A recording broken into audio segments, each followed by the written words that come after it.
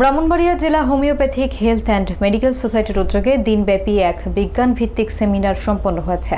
শনিবার দুপুরে শহরের একটি রেস্টুরেন্টে আয়োজিত এই অনুষ্ঠানে প্রধান অতিথি হিসেবে উপস্থিত ছিলেন সংগঠনের কেন্দ্রীয় প্রতিষ্ঠাতা চেয়ারম্যান।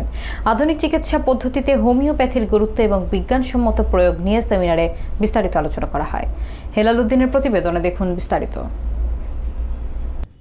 ব্রাহ্মণবাড়িয়া জেলা হোমিওপ্যাথিক হেলথ অ্যান্ড মেডিকেল সোসাইটির আয়োজনে শহরের কারি চাইনিজ হোটেল অ্যান্ড রেস্টুরেন্টে এই বিজ্ঞানভিত্তিক সেমিনার অনুষ্ঠিত হয়।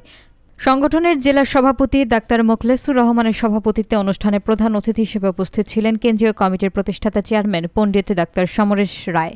বিশেষ অতিথি হিসেবে দায়িত্ব পালন করেন কেন্দ্রীয় নির্বাহী পরিচালক ডাক্তার মোহাম্মদ ইব্রাহিম খলিল, প্রেস ক্লাবের সহসভাপতি ইব্রাহিম খান সাদাত এবং অ্যাডভোকেট কামরুল ইসলাম।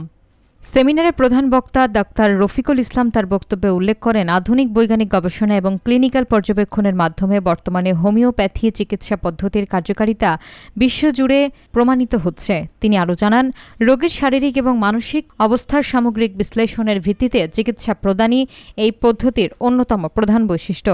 এছাড়া চিকিৎসকদের দক্ষতা বৃদ্ধিতে নিয়মিত গবেষণা এবং প্রশিক্ষণের ওপর তিনি গুরুত্ব আরোপ করেন। অনুষ্ঠানে স্বাগত বক্তব্যে জেলা সাধারণ সম্পাদক ডাক্তার এম নাইমুর রহমান বলেন, চিকিৎসকদের পেশাগত মান উন্নয়ন এবং সাধারণ মানুষের মধ্যে আস্থা তৈরির লক্ষ্যই এই আয়োজন। বিজ্ঞানভিত্তিক হোমিওপ্যাথি চর্চা আরও গতিশীল করার অঙ্গীকারের মধ্য দিয়ে অনুষ্ঠানের সমাপ্তি হয়।